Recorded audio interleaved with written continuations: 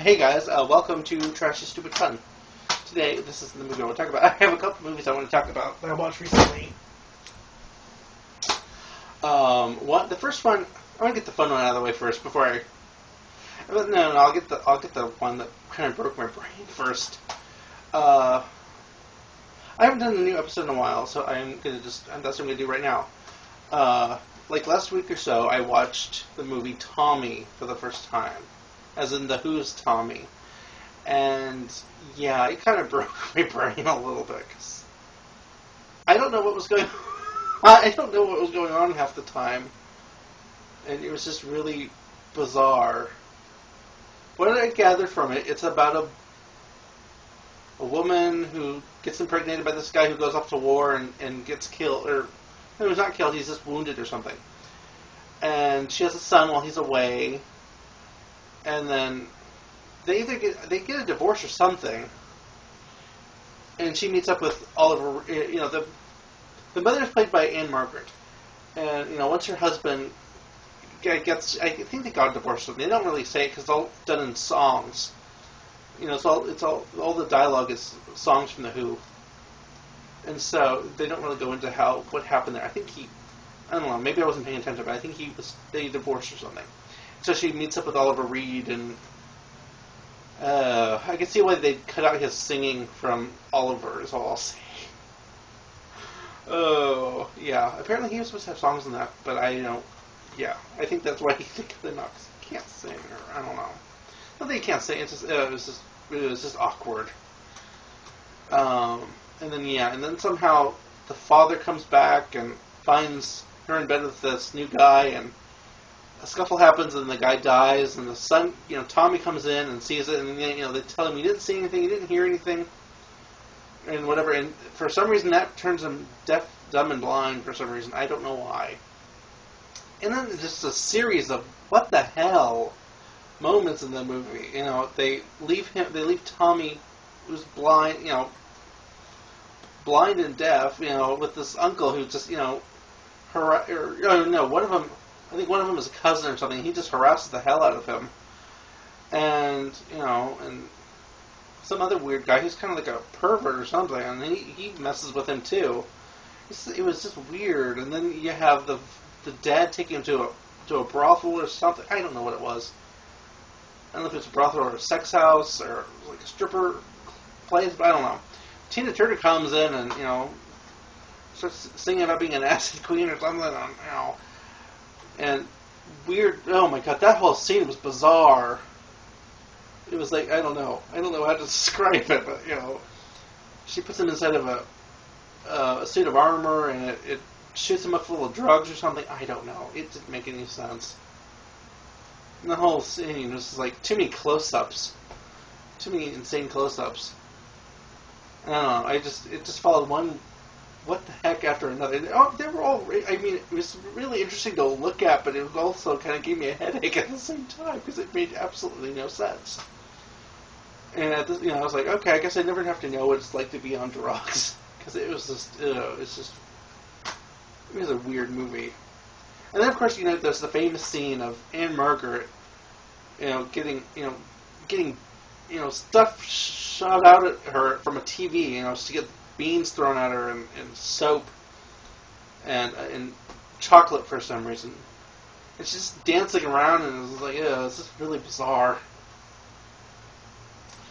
And I'm sure there's some kind of commercialism thing going on in that, but it was really weird. It didn't make any sense, and it just, at the end of the movie, I was like, why did I watch this whole thing?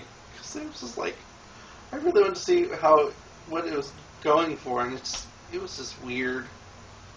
There were some things that I kind of liked. I liked the Church of Marilyn Monroe. That was just really bizarre. Because instead of the blood and the body of Christ, it was they gave people pills and liquor.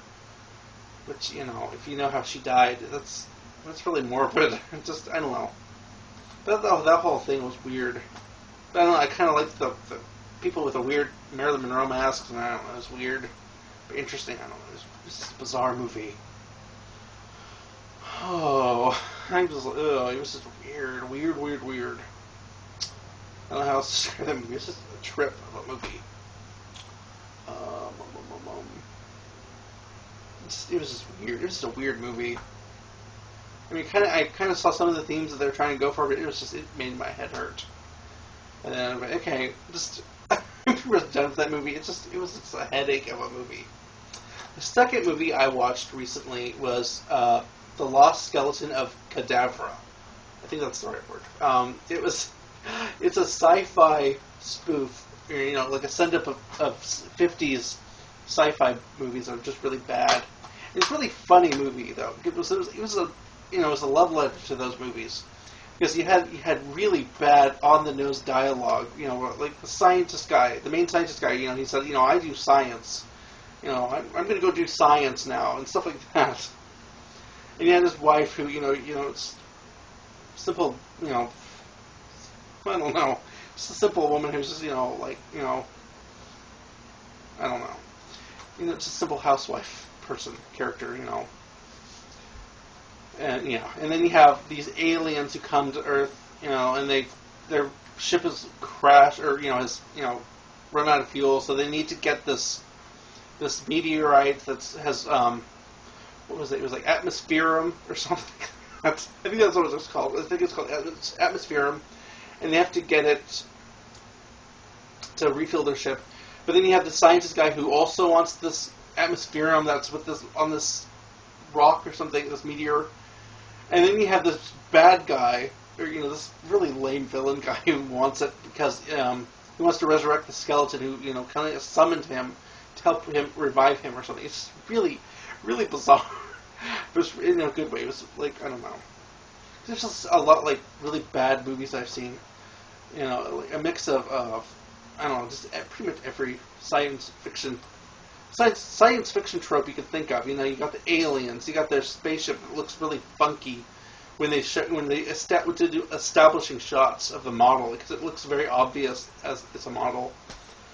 And I just like the way it was made because it was made to look like it was made in the 50s, and it had dialogue that didn't have a lot of cussing or any cussing in it or any kind of swearing or anything in it, which I liked because back then they didn't really think to do that. Or maybe they did in some movies, but not a lot of movies. It wasn't a commonplace thing like it is now. Or so I've noticed.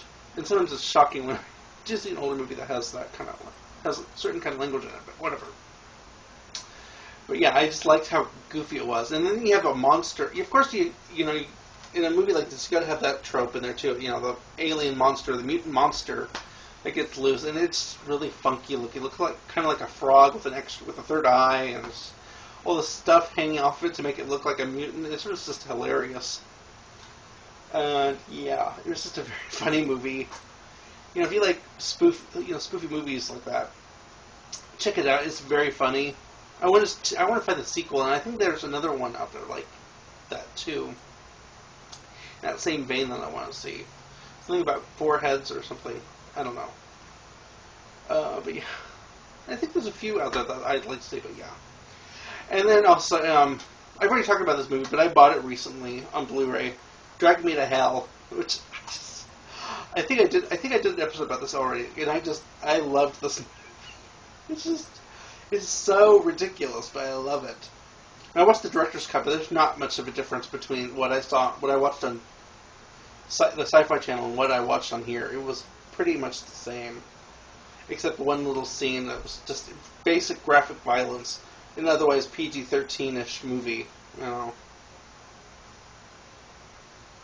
And I think it was, I don't know, I think they could have added that in and still made it PG-13, only it would be a really strong PG-13, but I don't know.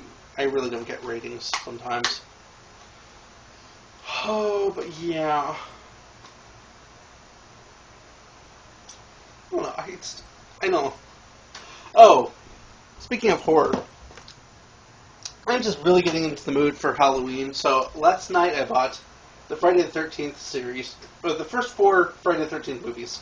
And I watched part 3 last night because I wanted to see what it was like in 3D. And the 3D version on here and the glasses are really sucky. It's kind of blurry and it's not very good.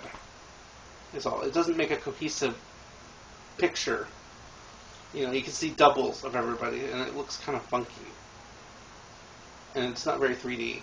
So, but otherwise, I'm very glad I bought this because I love all four of these movies. Because I've already done it. I think I've already done a Friday the 13th episode. I talked about all the movies I watched. I just really love these movies. I mean, I have a new appreciation for them. So yeah. And yeah, Halloween's coming around, so I'll probably do a whole bunch of episodes where I talk about horror movies. Because to get in the mood, this Tuesday, I'm going to go see The Birds on the big screen. It's on my birthday, so I really want to see it on my birthday. Because, I mean, that's the only time that they're doing it, really. So yeah, I have The Birds to look forward to this month, and then I have Birdemic to look forward to next month, in October, when it gets closer to Halloween. So probably, I don't know if I've talked about Birdemic on here. I don't think I have, or maybe I mentioned it in passing for my big year of movies thing I did last year. But this time I want to do an actual episode for it. And I don't know if I'll do one for The Birds, but maybe, since it's not, I don't know, it's not that obscure, but it's definitely a cult movie that I feel kind of, I just like talking about horror movies on here. Well, that's not a real, I mean, I don't know, it's more of a thriller, I don't know. I just really like The Birds, so that'll be interesting. And that's pretty much it. That's pretty much it. And I can't remember if there's any other movies I need to talk about, but that's pretty much it. So until next time.